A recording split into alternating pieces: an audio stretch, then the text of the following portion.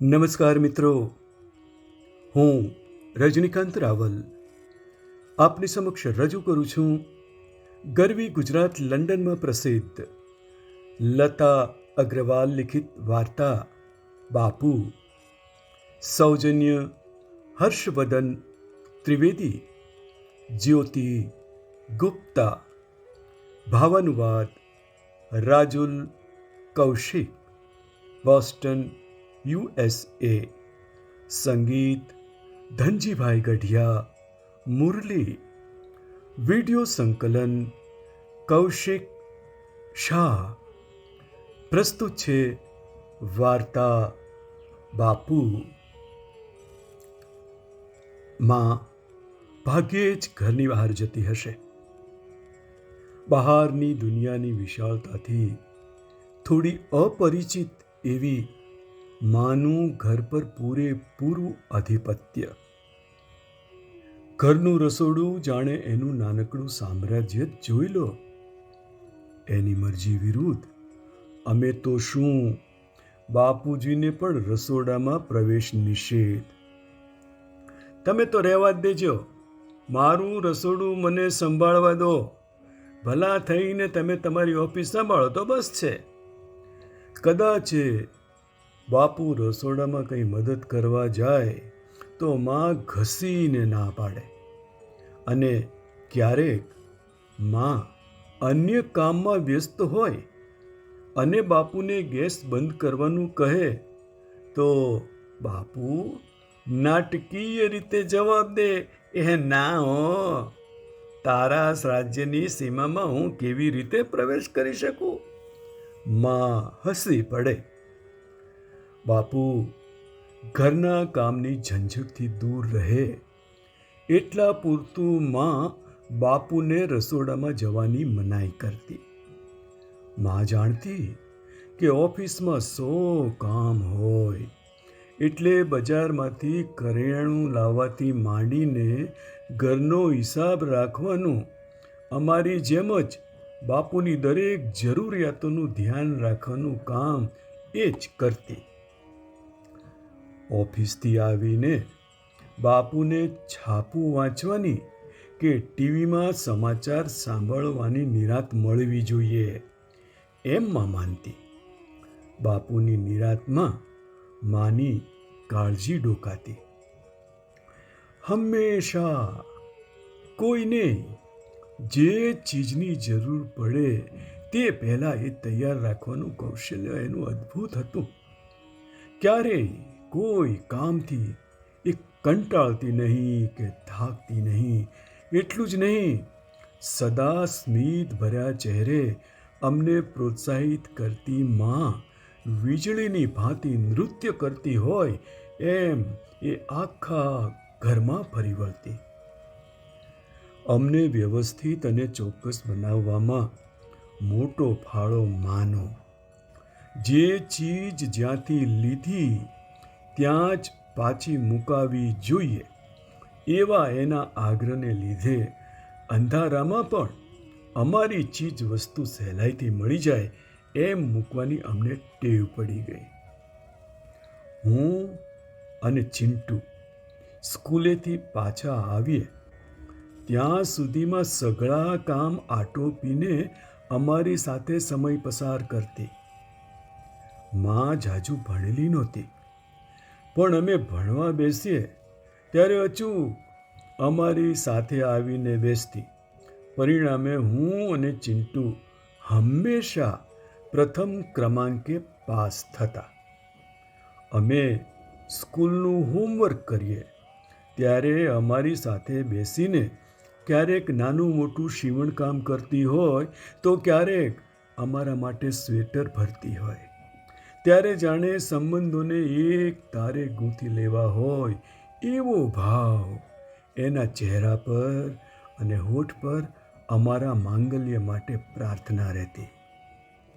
બાપુ આવે ત્યાં સુધીમાં જમવાનું તૈયાર જ હોય, જેથી અમે સૌ સાથે બેસીને જમવાનો આનંદ માણી શકીએ. Really, I appreciate you, Mrs. Mahant. મોના અને ચિંટુને તમે ખૂબ સરસ સંસ્કાર આપ્યા છે. કહે છે ને કે માં ભણેલી હોય એ બહુ જ જરૂરી છે. એકવાર પેરેન્ટ્સ મીટિંગમાં પ્રિન્સિપાલ મેડમે પ્રશંસા કરતા કહ્યું હતું, મેડમ, હું જાજુ ભણેલી નથી અને અંગ્રેજી માધ્યમમાં ભણાવવાની તો મને જરાય ફાવટ નથી. હું તો હંમેશા એમને સાચવવાનો, સાથ આપવાનો પ્રયાસ કરું છું. આ સાંભળીને તો પ્રિન્સિપાલ મેડમ બહુ ખુશ થઈ ગયા. સરસ મજાના દિવસો પસાર થઈ રહ્યા હતા. મશીનની જેમ કામ કરતી માં એના શરીરના તંત્રની ખામીના લીધે પાછી પડી. જાણે આખા ઘરનું તંત્ર ડામાડોળ થઈ ગયું. ડૉક્ટરે એને પૂરતો આરામ કરવાની સલાહ આપી. માં આરામ કરતી, પણ પૂરતો નહીં. અમને કે બાપુને જરાય અગવડ ન પડે એના માટે થઈને સમયે સમયે ઊભી થઈ ને પહેલાંની જેમ બધું સંભાળવા મથતી. એક હથ્થું સત્તા ચલાવતી માના સામ્રાજ્યમાં બાપુએ પગ પેસારો કર્યો. કુકરમાં દાળ ચઢે એ માટે કેટલી સીટી મારવાની, ભીંડા ધોઈને સમારવાના કે સમારીને ધોવાના, લોટ કેવી રીતે બાંધવાનો, એ સમસ્યા મા પાસે સમજીને પોતાની રીતે ઉકેલવા મથતા. અરે જોજો ને, થોડા દિવસની તો વાત છે. આમ ચપટી વગાડતામાં તું સાજી થઈને કામે લાગી જઈશ. ત્યાં સુધી હું સંભાળી લઈશ. માં એનું અસ્તવ્યસ્ત સામ્રાજ્ય જોઈને દુઃખી થતી તો બાપુ એને સધિયારો આપતા. વધતી જતી અશક્તિના લીધે માં માંડ હરીફરી શકતી. બાપુ એનું ધ્યાન રાખવામાં બદલાતા ગયા. અમારી નાની નાની ભૂલો પર અકળાતા બાપુ હવે મોટી ભૂલો પર શાંત રહેતા. ભૂલોને છાવરવાવાળા પાલવનું પોત પાતળું પડવા માંડ્યું હતું. આજ સુધી ઘરમાં જે કામમાં કરતી એ બધા કામ બાપુએ ઉપાડી લીધા. એટલું જ નહીં, સમયસર મા માટે જ્યુસ, જમવાનું, દવાથી માંડીને અન્ય નાની મોટી જવાબદારી સંભાળવા માંડી. અમને અને બાપુને ઉદાસ જોઈને માં ચિંતિત રહેતી. સાચું કહેજો, હું ક્યારે સાજી થઈશ? સાજી તો થઈશ ને. અરે કેમ નહીં થાય? એમના જવાબની પોકળતા અમારા કે માં સુધી પહોંચે નહીં એમ બાપુ જવાબ આપતા. માં કે હું અને ચિંટુ જાણતા નહોતા કે હવે બ્લડ કેન્સરને લીધે માં ક્યારેય સાજી નહીં થાય. અને ખરેખર એમ જ બન્યું.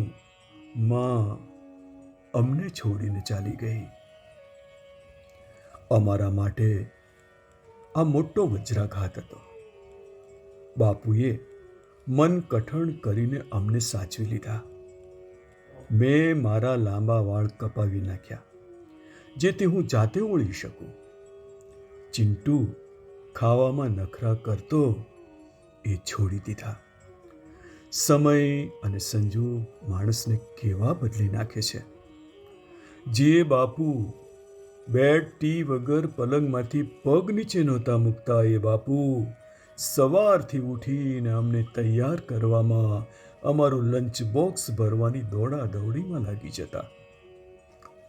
સમય પસાર થતો રહ્યો. આ મહિનાનું રિઝલ્ટ આવ્યું. હંમેશા હું અને ચિંટુ પ્રથમ ક્રમાંક લાવતા. આ વખતે હું 2 વિષયમાં અને ચિંટુ 4 વિષયમાં નાપાસ થયા હતા. પેરેન્ટ્સ મીટિંગમાં મેડમ પ્રિન્સિપાલે બાપુને બોલાવ્યા. અત્યાર સુધી માં હતી ધ્યાન રાખવાવાળી. હવે માં નથી તો છોકરાઓની વલે તો જુઓ શી થઈ છે. અમે ક્લાસમાં બેઠા ત્યારે કાનાફૂસી સંભળાય. બાપુના ચહેરા પરથી લોહી ઉડી ગયું. મિસ્ટર મહંત, અત્યારે તમારા સંજોગ કેવા છે હું સમજી શકું છું, પણ મિસિસ મહંતનો છોકરાઓ સાથે જે રેપો હતો એ તમે જાળવી લો તો સારું. આ વખતે એમનું જે રિઝલ્ટ આવ્યું છે એનું કારણ હું સમજી શકું છું, પણ આ ન થાય એ માટે, છોકરાઓની ભલાઈ માટે તમારું ધ્યાન દોરવાની મારી ફરજ છે. મોના અને ચિંટુ હોશિયાર છે એમાં કોઈ શંકા નથી, પણ છેલ્લા કેટલાક દિવસોથી એમના ઇસ્ત્રી વગરના યુનિફોર્મથી માંડીને એમની અસ્તવ્યસ્તતા માટે ક્લાસમાં બંને મજાકને પાત્ર બન્યા છે. એનો રસ્તો કાઢવો પડશે ને. એકવાર છોકરાઓ પાછા પડશે, એમનો આત્મવિશ્વાસ ગુમાવી દેશે તો એમનું ભાવિ ડામાડોળ બની જશે. Please please be careful for Mona and Chintu. બાપુ નતમસ્તક સાંભળી રહ્યા. બાપુના સ્વભાવની મસ્તી મજાક તો માં સાથે જ ચાલી ગયા હતા. પ્રિન્સિપાલ મેડમને મળીને આવ્યા પછી હતપ્રભ બની ગયા. જોકે ઘેર આવ્યા પછી બાપુના ચહેરા પર કોઈ નિર્ણયને લઈને મક્કમતા દેખાય. સાંજે મને ચિંટુને દૂધ નાસ્તો આપીને પાર્કમાં રમવા મોકલ્યા. કલાકેક પછી પાછા આવ્યા ત્યારે કિચનમાં કુકરની સીટી વાગતી હતી. એક થાળીમાં સમારેલા ભીંડા અને બીજી થાળીમાં રોટલીનો લોટ તૈયાર હતો, પણ બાપુ નહોતા. દોડીને અમારા રૂમમાં ગઈ તો બાપુ સોય દોરો લઈને ચિંટુના શર્ટનું બટન ટાંકવા મથતા હતા. અસલમાં ટાંકતી એમ જ. એ જોઈને લાગ્યું કે જાણે માં જ આવીને બાપુમાં વસી ગઈ ના હોય. અસ્તુ. ભાવાનુવાદ રાજુલ કૌશિક.